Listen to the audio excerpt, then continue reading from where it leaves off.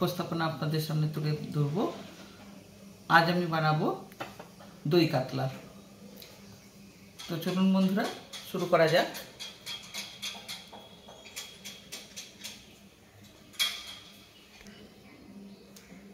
এই কাতলা মাছ নিয়েছি, এটার উপরে দই কাতলা করব, মানে যাকে এক কথায় দই মাছ বলে। তবে এটা বেশি পেটি মাছের উপরে হলে খুবই ভালো হয়। তো সেই মতো আমরা পেটিও নিয়েছি।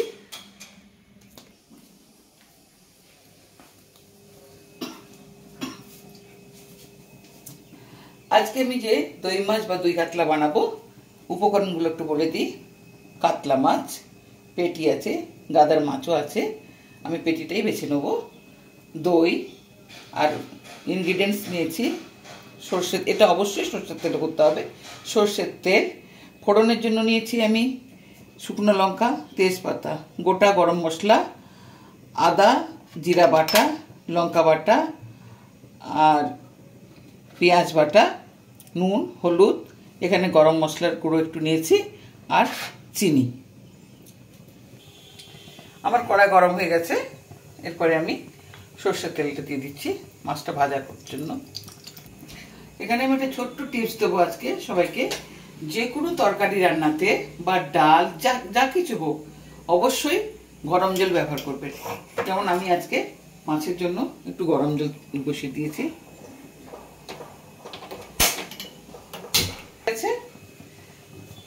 এবারে আমি মাছে নুন হলুদ মাখিয়ে নেব।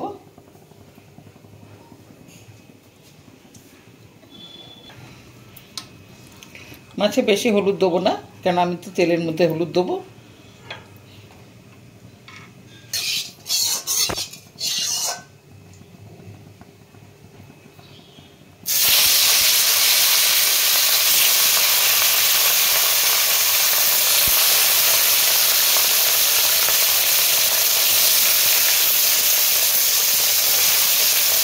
দই মাছের জন্য আমি দইটা ফাটিয়ে নেব, নাহলে গোটা গোটা থাকবে, একটু ফেটিয়ে নেব দইটা।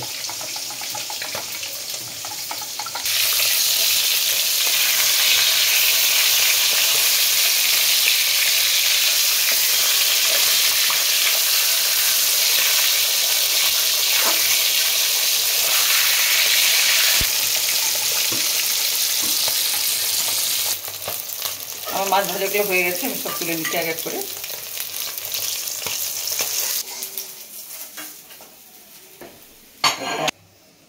এবার তেল গরম হয়ে গেছে, ওই তেলে আমি গোটা শুকনো লঙ্কা বোটা সহ দিলে দেখতে ভালো লাগে, তাই জন্য আমি বোটা সহ দিয়েছি। আর গোটা গরম মশলা, তেজপাতা, এগুলো আমি ফাটিয়ে দিয়েছি, নাহলে গরম তেলে পড়লে এলাচগুলো ফেটে যাবে। এরপরে আমি একটু হলুদ দেবো, যেটা আমি সচরাচর দিয়ে থাকি, হলুদ দিলাম। এরপরে আমি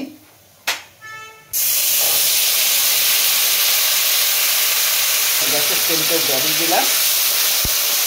তেলটা আগে গরম ছিল বলে ফ্লেমটা আমি কমিয়ে রাখছিলাম, এবার ফ্লেমটা বাড়িয়ে দিলাম। আমি লঙ্কা বাটা দিলাম, আদা বাটা, জিরা ধনিয়া বাটা,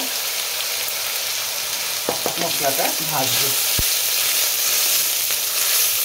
এরপরে পরিমাণ মতো আমি হলুদ দেবো, তরকারিতে রং আনার জন্য।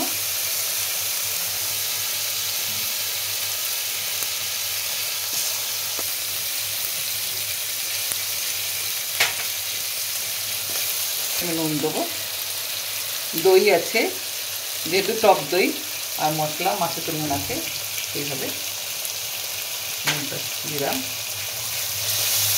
আমি ফাটানো টক দইটা দিয়ে দেবো।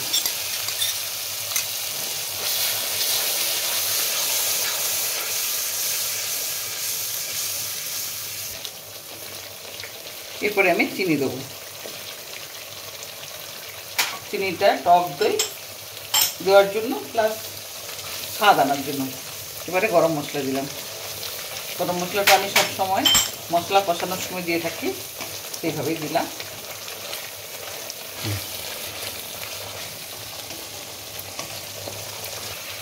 মশলাটা আমার কষানো হয়ে গেছে, এরপরে আমি একটু গরম জল দেবো, বেশি দেবো না, জাস্ট মাছটা তো বেশি ঝোল থাকবে না, কষা কষা থাকবে, আর ফুটতে একটু যতটা লাগে সেইভাবেই আমি দেবো।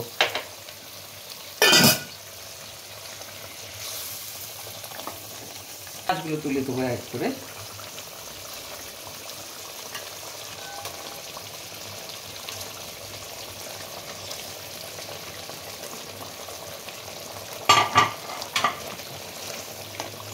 রান্নাটা হতে থাক, আমি ঢাকা দিয়ে দিচ্ছি। এটা চারপাশটা আমি পরিষ্কার করে নিই। আমার দই কাতলা বা দই মাছ পুরোপুরি হয়ে গেছে। বেশি সময় লাগে না, মাছটা ভাজা হয়ে গেলে আর ইনগ্রিডিয়েন্টসগুলো সব হাতের কাছে থাকলে খুব তাড়াতাড়ি হয়ে যায় এটা।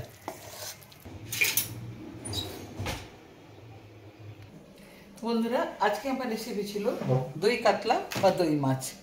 আপনাদেরকে আমি পুরোটা কিভাবে বানালাম সেটা আমি তুলে ধরলাম আপনাদের সামনে। এবারে আমি এক পিস নিয়ে দেখাচ্ছি।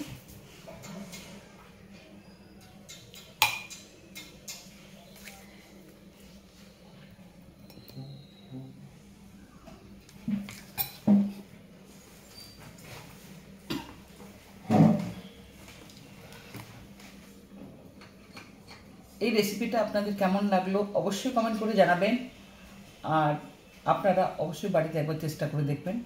অপূর্ব খেতে হয়, ভাতের সঙ্গে খেতে ভালো হয় এটা। তো আজকের মতো আমি সুতপা মিত্রের কিচেন থেকে বিদায় নিচ্ছি। আবার আগামীকাল আপনাদের সামনে নতুন একটা উপস্থাপনা নিয়ে হাজির হব। সবাই ভালো থাকুন, সুস্থ থাকুন, নমস্কার।